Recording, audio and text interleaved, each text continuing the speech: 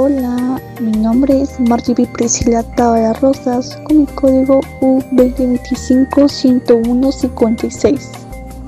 Hola, mi nombre es Luciana Cristel García Moyán con el código estudiante U2025-127. Hola, soy Mariana Valesca Pérez Portal con el código U2025-18456.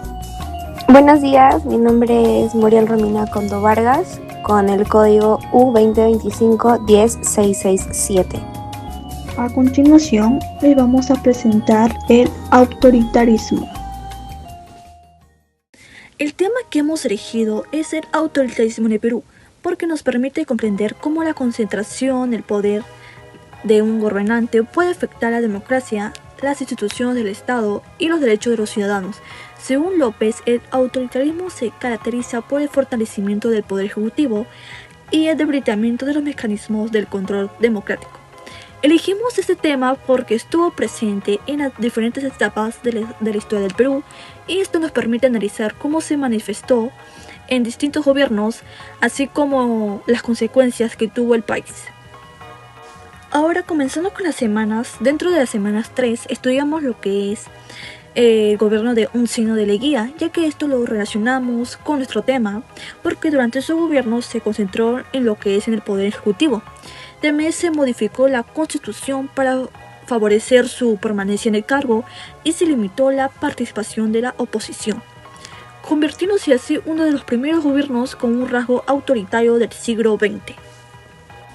Ahora, yendo a la semana 9, que también analizamos el gobierno de Francisco Bermúdez, lo elegimos porque al inicio comenzó con una transición hacia la democracia, lo mantuvo con un régimen militar sin elecciones democráticas y con restricciones a las libertades políticas, que esto caracteriza los mucho propio de un gobierno autoritario.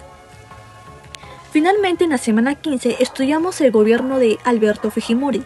Este caso fue seleccionado porque tras el autogolpe de Estado de 1992 concentró el poder en el Ejecutivo al disolver el Congreso e intervenir en otras instituciones del Estado. Además, durante su gobierno se registraron casos de corrupción y violaciones de los derechos humanos, que esto lo debilitó el sistema democrático.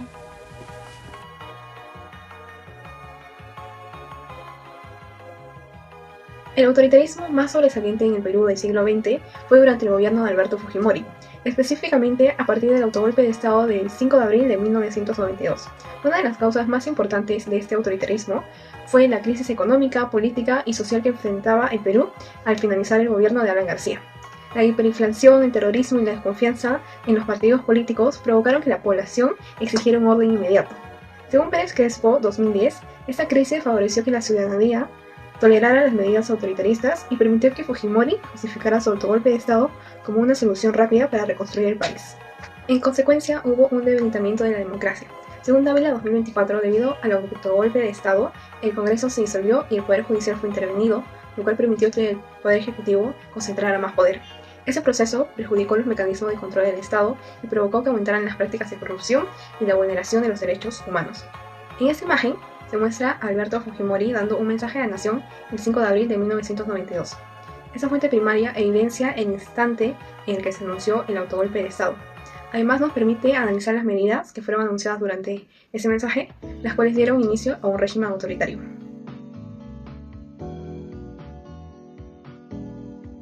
Hola, buenas noches. ¿Cuál es tu nombre?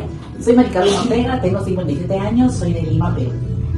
La pregunta que tengo para ti es cómo influyó o afectó tu vida en el autoritarismo del gobierno de Alberto Fujimori. Bueno, yo llegué a Lima el año 85 y después de un gobierno de Alan García ingresó Fujimori con cambio 90.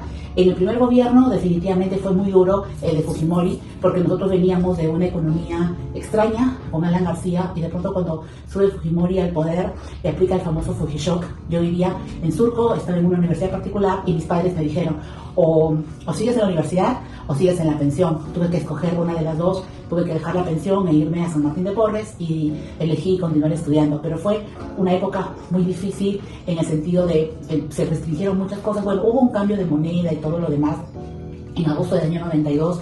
fue algo que yo sí valoro mucho porque nosotros veníamos de una época del terrorismo. Yo la viví en Lima, yo soy he estado en Trujillo un buen tiempo, allá no había terrorismo, aquí sí lo hubo, demasiadas muertes en la época de Alan García. Cuando Fujimori entra al poder 2 años después, capturaron a Abimael Guzmán en Surquillo. Entonces fue una tranquilidad enorme el ya no estar con el terrorismo que quemaba torres, matía coches bombas y todo lo demás. Y hemos vivido una tranquilidad. Después de eso vino el famoso cambio de la Constitución, que a la larga fue, digamos, algo beneficioso para el Perú porque cambió la parte, especialmente la parte económica, ¿no? Hoy en día tenemos un Banco Central de Reserva que opera de manera independiente. ¿Cuándo vino el autoritarismo de Fujimori? Cuando después de un segundo gobierno quiso quedarse en el poder y lo quiso hacer de una manera fraudulenta. Ya esa es una historia un poco complicada.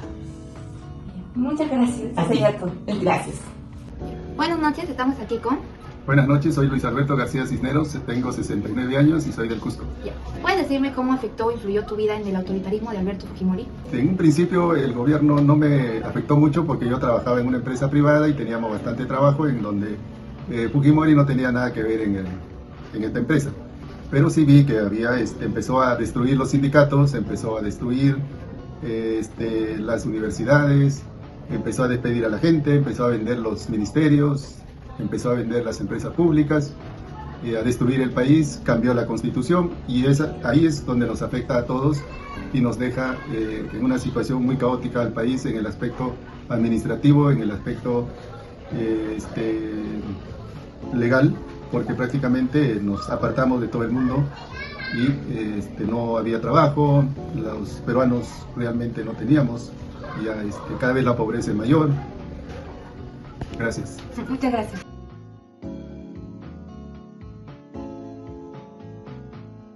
Bueno, y para finalizar, a partir de la información que logramos recopilar en las secciones causas y consecuencias y búsqueda de la información, concluimos que el autoritarismo durante el gobierno de Alberto Fujimori se originó en un contexto de una profunda crisis económica, política y social, marcada por la hiperinflación, la violencia terrorista y la desconfianza hacia instituciones. Además, identificamos que sus principales consecuencias fueron la disolución del Congreso, la intervención del Poder Judicial, la concentración del Poder Ejecutivo y el aumento de los casos de corrupción y diversas vulneraciones de los derechos humanos. Asimismo, las entrevistas nos permitieron conocer cómo vivieron esta etapa diferentes ciudadanos. Por un lado, una de las entrevistadas señaló que la captura de Abimael Guzmán representó un gran alivio para la población y reconoció algunos cambios económicos que ayudaron a dar estabilidad al país. Económicamente, pues no. Sin embargo, también mencionó que el intento de meterse en el poder mediante un tercer mandato y fraude electoral demostraron el carácter autoritario del régimen. Por otro lado, el segundo entrevistado destacó que durante el gobierno se debilitaron los sindicatos, se modificó la constitución y muchas decisiones afectaron el funcionamiento de las instituciones y la situación de los trabajadores. Con base a esta información, consideramos que la forma en la que el Estado y en parte la sociedad enfrentaron este problema no fue la más adecuada. Si bien el país necesitaba medidas urgentes para superar la crisis económica y combatir el terrorismo, eso no justificaba concentrar el poder ni debilitar la democracia. La búsqueda de soluciones rápidas permitió que se vulneraran derechos fundamentales y que se redujeran al mecanismo de control del Estado, lo que generó consecuencias que afectaron el país durante muchos años posteriores. Como grupo proponemos fortalecer las instituciones democráticas mediante reformas que impidan que una sola autoridad concentre el poder. Para lograrlo, el Estado debe garantizar la independencia del Congreso, del Poder Judicial y de los organismos de control, para que puedan supervisar las acciones del gobierno y actuar con autonomía frente a cualquier abuso de poder.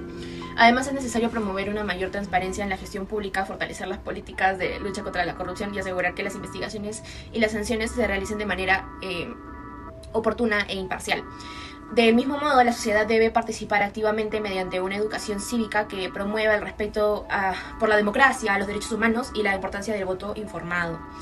Una ciudadanía crítica e informada puede exigir rendición de cuentas, denunciar actos de corrupción y defender la institución democrática.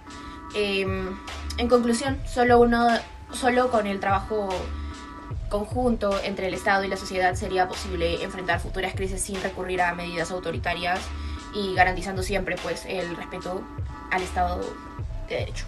Gracias.